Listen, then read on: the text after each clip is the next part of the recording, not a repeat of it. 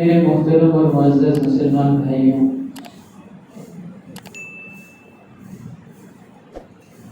ایک مسلمان کے لیے اس کی زندگی کا سب سے قیمتی سرمایہ اور اس کی زندگی کا سب سے قیمتی اثاثہ، اس کی زندگی کی سب سے قیمتی متاع،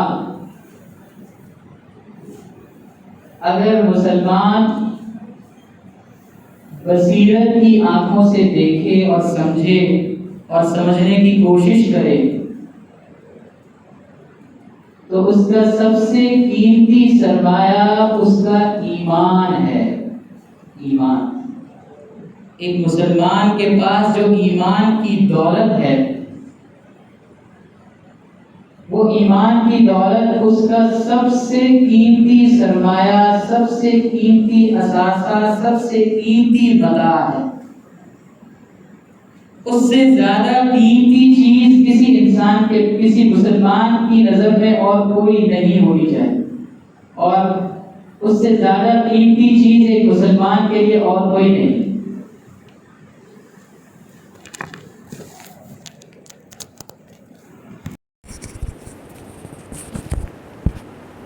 لیکن ایمان کون سا والا قیمتی ہے؟ کس ایمان کے قیمتی ہونے کو کہا جا رہا ہے؟ یہ وہ ایمان ہے جس ایمان کے مطابق صحابہ کرام نے زندگی گزار کر دکھائی ہے۔ اللہ سے سب کچھ ہونے کا یقین، اللہ ہی قادر ہے، اللہ ہی رازق ہیں، اللہ ہی مالک ہیں، اللہ ہی سے ہوتا ہے، اللہ کے غیر سے نہیں ہوتا، کچھ بھی نہیں ہوتا۔ یہ جو ایمان صرف زبان کے بول کی حد تک نہیں، بلکہ دل میں ایسا رچا بسا ایمان کہ جو عمل سے ظاہر ہو، اللہ سے ہوتا ہے بھائی، اللہ ہی کرتے ہیں۔ یہ دنیا میں جو کچھ حالات نظر آ رہے ہیں، بنتے ہیں، بگڑتے ہیں، اللہ کے ہاتھ میں ہے۔ دشمن سامنے ہے، بظاہر اس کے افراد بہت زیادہ ہیں، بظاہر ساز و سامان بھی اس کے پاس بہت ہے، بظاہر 1000 کا لشکر ہے، یہاں 313 کا لشکر ہے، لیکن اللہ کرتے ہیں، اللہ غالب کرنے والے ہیں، اللہ فتح دینے والے ہیں۔ بظاہر احد میں 3000 ہیں، یہاں 750 ہیں، لیکن اللہ سے ہوتا ہے بھائی، اللہ ہی فتح دینے والے ہیں۔ غزوہ خندق میں پیٹ پر پتھر بندھے ہوئے تھے صحابہ کرام، آپ صلی اللہ علیہ وسلم کے بھی شکم مبارک پر پتھر بندھا ہوا تھا، بھوک کی وجہ سے۔ بھوک کا احساس کچھ کم ہو جاتا ہے، اور اس پریشان کن موقع پر ایک واقعہ ہے کہ ایک صحابہ کرام جب وہ خندق کھود رہے تھے تو ایک چٹان بڑی مضبوط آئی جس کو بہت کوششوں کے بعد بھی وہ توڑ نہیں سکے۔ آپ صلی اللہ علیہ وسلم کی خدمت میں حاضر ہوئے کہ یہ جو چٹان ہے یہ ہم سے ٹوٹ نہیں رہی ہے۔ آپ صلی اللہ علیہ وسلم نے کدال اٹھائی اور زوردار ہاتھ سے وہ اس چٹان کو مارا، اور اللہ کے حکم سے وہ چٹان ٹوٹ گئی۔ اب جو حالات ہیں، معاشی حالت ہے، دشمن سامنے ہے، کھانے کو سامان نہیں ہے، اسباب نہیں ہے، ان حالات میں رسول اللہ صلی اللہ علیہ وسلم نے جب اس چٹان پر کدال ماری ہے اور وہ چٹان ٹوٹی ہے، تو اس موقع پر آپ صلی اللہ علیہ وسلم صحابہ کرام سے فرماتے ہیں کہ مجھے اس چٹان کے ٹوٹنے پر ایک جو روشنی دکھائی دی ہے، اور اس روشنی میں مجھے ہیرا کا جو سلطنت ہے، سلطنت ہیرا، اس کے محلات دکھائے گئے ہیں کہ یہ محلات تمہیں ملیں گے۔ ایک زمانہ ہوگا تم ایسے فتح یاب ہوگے کہ ان محلات پر بھی تمہارا قبضہ ہوگا، یہ محلات بھی تمہارے زیر دست ہوں گے۔ ایسے حالات میں بھی صحابہ کرام کا ایمان اتنا مضبوط ہے کہ ہاں جب رسول اللہ نے کہہ دیا ہے تو یہ ہو کر رہے گا، یہ ہوگا۔ اس موقع پر بعض صحابہ نے آپ صلی اللہ علیہ وسلم سے یہ درخواست کی ہے کہ اللہ کے رسول مجھے عہد نامہ لکھ دیجئے کہ اگر یہ چیزیں مسلمانوں نے فتح کی تو میرے پاس دستاویز ہو کہ آپ نے یہ چیز میرے لیے لکھ دی ہے۔ یہ صحابہ کرام کا ایمان تھا کہ اس پریشان کن حالت میں بھی رسول اللہ کی بات پر اتنا بھرپور یقین ہے کہ ایسا ہو کر رہے گا۔ یہ ہے ایمان۔ اگر یہ ایمان ایک مسلمان کو حاصل ہے یا ایک مسلمان اس ایمان کو سمجھتا ہے تو ایک مسلمان کے لیے اس زندگی میں ایمان سے بڑھ کر قیمتی سامان اور کوئی نہیں۔ یہ سب سے قیمتی اثاثہ ہے، اس کا سب سے قیمتی سرمایہ ہے۔ کھانے کے لیے روٹی نہیں ہے، کھانے کے لیے سامان نہیں ہے، لیکن صحابہ کرام ایمان کو سامنے رکھ کر کہتے ہیں کہ ہم کامیاب ہو گئے۔ تلوار گردن پر پڑتی ہے، بظاہر زندگی کا خاتمہ ہے، میرے اور آپ کے سامنے تو زندگی کے یہ مزے ہیں۔ تلوار گردن پر پڑتی ہے، گردن کٹتی ہے، روح نکلتی ہے، اس موقع پر جو صحابی کے زبان سے نعرہ نکلتا ہے وہ ہے ایمان۔ فزت ورب الکعبہ، خدا کی قسم میں کامیاب ہو گیا۔ یہ ہے ایمان۔ ایسا ایمان ایک مسلمان کی ضرورت ہے۔ ایسا ایمان بنانا ایک مسلمان کی زندگی کی ضرورت ہے۔ اس کا مقصد ہونا چاہیے کہ ایک ایمان کی اس کیفیت کو وہ حاصل کرے، ایمان کی یہ کیفیت اس کے دل میں زندہ ہو جائے۔ اللہ سے ہوتا ہے بھائی، اللہ سب کچھ کرنے والے ہیں، اللہ نے جو کہہ دیا وہ حق سچ ہے۔ حالات کا بگاڑ جیسا اللہ نے جن وجوہات سے بتائے، جن اسباب کی وجہ سے اللہ نے فرمایا کہ حالات بگڑتے ہیں، میری آنکھ کچھ بھی دیکھ رہی ہو لیکن حالات اسی وجہ سے بگڑ رہے ہیں جو اللہ نے کہہ دیا۔ حالات بنیں گے تو اسی طرح بنیں گے جس طرح اللہ نے اور اللہ کے رسول نے کہہ دیا، چاہے میری آنکھ کچھ بھی دیکھتی ہے۔ یہ ایمان ہے ایک مومن کی قیمتی متاع۔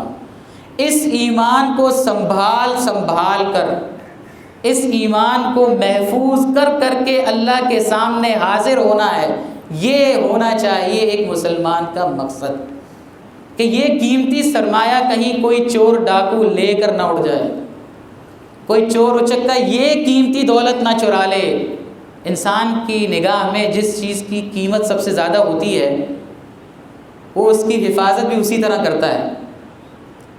اگر ایک معمولی سی جوتی پہنی ہو، معمولی سے چپل پہنے ہو تو وہ مسجد کے دروازے پر اتار کر ہم آ جاتے ہیں، کہیں بھی پہن چھوڑ کر آ جاتے ہیں، ٹھیک ہے اڑ جائیں گے کوئی مسئلہ نہیں، لیکن اگر کوئی اچھی جوتی ہو تو اس کی حفاظت کا طریقہ اور ہوتا ہے۔ روپے پیسے 10-100 ہو تو جیب میں بٹوے میں رکھ لیے جاتے ہیں، لیکن اگر سونے کا ہار ہے تو وہ لاکر میں سیف رکھا جاتا ہے، لاکر میں رکھا جاتا ہے، سیف میں رکھا جاتا ہے۔ جس چیز کی قیمت انسان کے دل میں جتنی زیادہ ہوتی ہے اس کی حفاظت کی فکر بھی انسان کو اتنی ہی زیادہ ہوتی ہے۔ اگر میں ایمان کو اپنی زندگی کی سب سے قیمتی متاع سمجھتا ہوں، اگر میں ایمان کو اپنی زندگی کا سب سے قیمتی سرمایہ سمجھتا ہوں تو کیا میں نے اپنے ایمان کی حفاظت کے لیے کیا کوئی ایسا طریقہ کار بھی اختیار کیا ہے جس سے پتہ چلے کہ ہاں میں ایمان کو بڑا قیمتی سمجھتا ہوں؟ کیا میں نے ایمان کو بچانے کا کبھی سوچا بھی ہے؟ کیا میں نے اپنے دل کو ٹٹولا بھی ہے؟ کبھی میں نے اپنے دل کی کیفیت کا جائزہ بھی لیا ہے کہ کیا میرا ایمان اس طرح ہے؟ میرا ایمان تو 10 روپے پر مجھے جھوٹ بلوا دیتا ہے، جھوٹی قسم کھلوا دیتا ہے، یہ کیسا ایمان؟ میرا ایمان تو مجھے صبح فجر میں نماز کے لیے اٹھنے نہیں دیتا ہے، یہ کیسا ایمان ہے بھائی؟ میرا ایمان تو مجھے 10, 100, 50 ہزار کی رشوت لینے سے باز نہیں رکھتا ہے، یہ کیسا ایمان ہے؟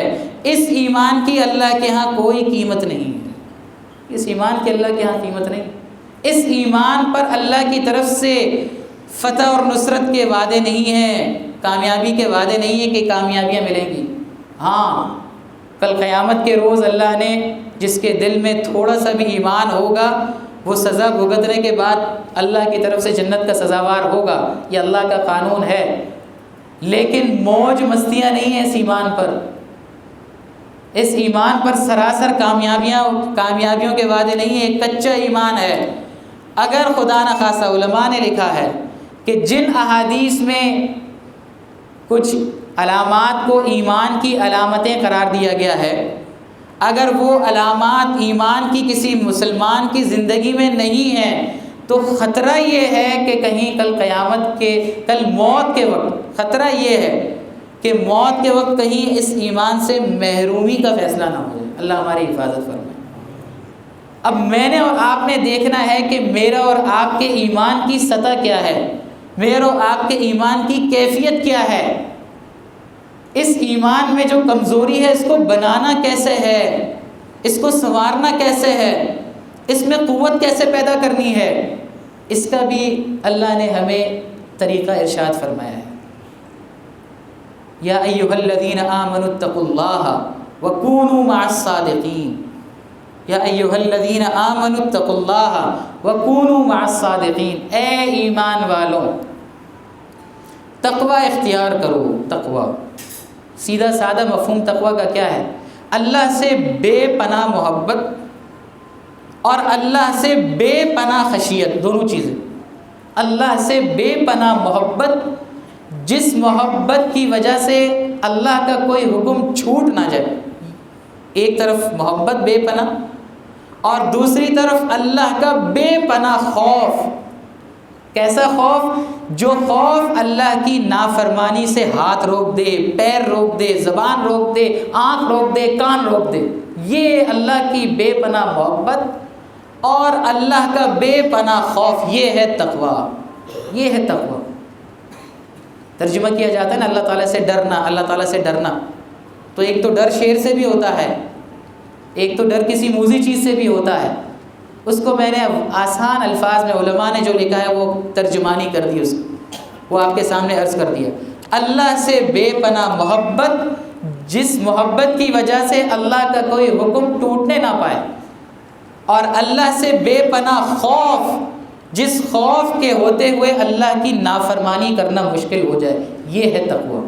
اللہ فرماتے ہیں تقوی اختیار کرو، اور اس تقوی کو اختیار کرنے کے لیے، بچانے کے لیے طریقہ کیا ہے؟ وَكُونُوا مَعَ الصَّادِقِينَ، سچوں کے ساتھ ہو جاؤ، سچوں کے ساتھ رہا کرو، سچوں کے ماحول میں جڑ جاؤ، تقوی والوں کے ماحول میں جڑ جاؤ، اللہ والوں کے ماحول میں جڑ جاؤ۔ ایمان والوں تقوی اختیار کرو اور سچوں کے ماحول میں جڑ جاؤ۔ علماء نے لکھا ہے کہ یہ آیت بتا رہی ہے، جب اللہ نے حکم دیا ہے سب اہل ایمان کو کہ سچوں کے ساتھ ہو جاؤ، تو یہ آیت بتا رہی ہے کہ قیامت تک ایک جماعت ایسی ضرور ہوگی جو سچے بھی ہوں گے، ایمان والے بھی ہوں گے، تقوی والے بھی ہوں گے۔ جبھی تو اللہ نے حکم دیا ہے ایمان والوں کو کہ ان کے ساتھ ہو جاؤ۔ اگر کسی زمانے میں ایک ایسی کوئی جماعت ہو ہی نہ، ایسے لوگ ہو ہی نہ، تو اللہ تعالیٰ حکم کیوں دیتے؟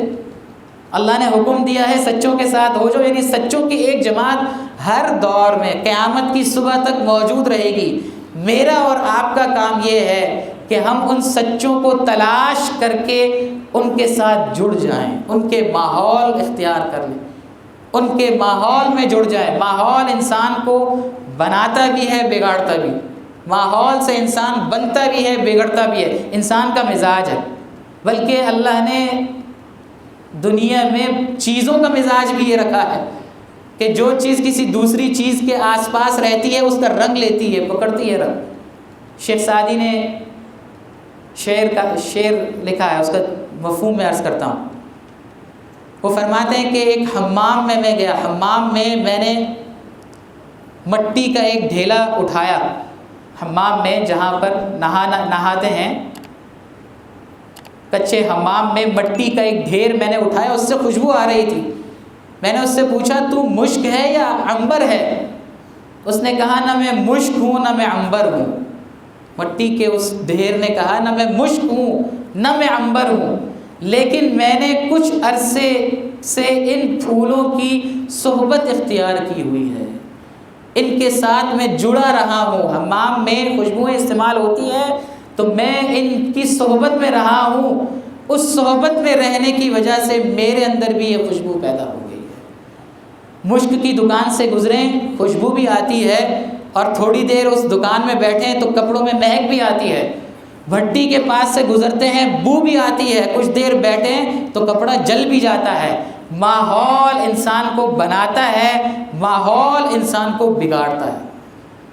اللہ حضرت مولانا الیاس رحمۃ اللہ علیہ کی قبر پر کروڑہا رحمتیں نازل فرمائیں، اور اللہ تعالیٰ پوری امت کی طرف سے انہیں جزائے خیر عطا فرمائے کہ جس کام کی بنیاد انہوں نے ڈالی، یہ ماحول تلاشنا ہمارے لیے آسان ہو گیا، یہ ماحول تلاش کرنا ہمارے لیے آسان ہو گیا۔ سچوں کا ماحول جہاں اللہ کی بات ہوتی ہو، راہ چلتے ہوئے اللہ کی بات ہوتی ہے، بیٹھے اللہ کی بات ہوتی ہے، سوتے وقت اللہ کی بات ہوتی ہے۔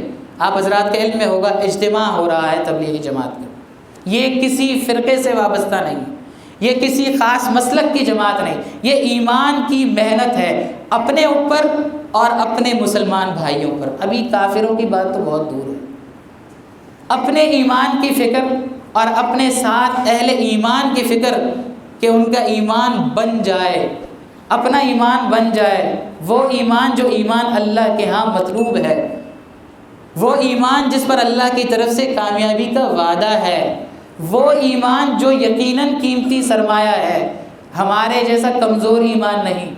اس ایمان جو کمزور ایمان ہے اس کو بنانے کے لیے اللہ نے بہت آسان راستہ ہمیں عطا فرمایا ہے، یہ ماحول ہمیں عطا فرمایا ہے۔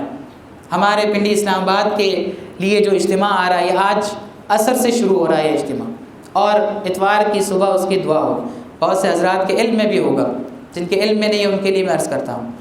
عصر سے شروع ہو رہا ہے آج، اور اتوار کی صبح اس کی دعا ہوگی۔ جتنے وقت کے لیے بھی میں شرکت کر سکتا ہوں، بہترین صورت تو یہ ہے کہ عصر سے آج شامل ہوا جائے، ہفتہ چھٹی ہے، اتوار چھٹی ہوتی ہے، اور دعا تک وہاں رہا جائے۔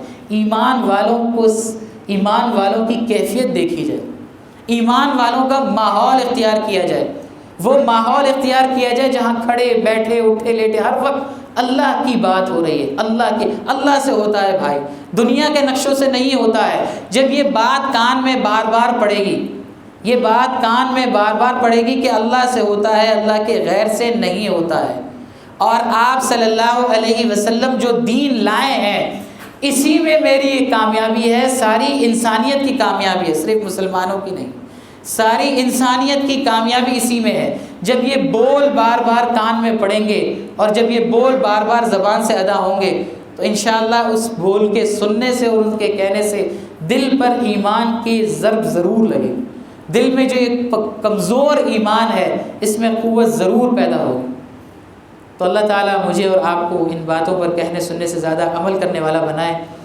بہت اچھی بات ہے کہ مختلف بلکہ تقریباً تمام ہی مساجد سے جماعتوں کی ترتیب ہوتی ہے، عصر سے شامل ہو کر اتوار تک اجتماع میں شرکت کر لی جائے۔ نہیں ڈیوٹی ہے، چھٹی نہیں مل سکتی ہے، حلال روزگار ہے، وہاں وقت دینا بھی واجب ہے تاکہ تنخواہ بھی حلال ہو، تو جو موقع مل سکے، اتوار کا روز چھٹی کا ہے، اتوار کے روز شرکت کر لی جائے۔ اگر اتنا بھی ممکن نہیں ہے، کوئی مصروفیت ہے، کوئی مشغولیت ہے، دل میں ایک تو یہ کثر ہو، دل میں اللہ سے مانگنا ہو کہ اللہ میں چاہتا ہوں کہ میں یہ ماحول اختیار کروں، میں چاہتا ہوں کہ میں تیرے بندوں کے ساتھ بیٹھوں، تیرا نام سنوں بولوں، مجھے موقع نہیں مل رہا ہے، مجھے تو ان کی برکات سے محروم نہ فرما۔ یہ دل میں دعا اللہ تعالیٰ سے ہر وقت مانگی جائے۔ اللہ تعالیٰ مجھے اور آپ کو کہنے سننے سے زیادہ عمل کرنے والا بنا دے۔ وآخر دعوانا الحمدللہ۔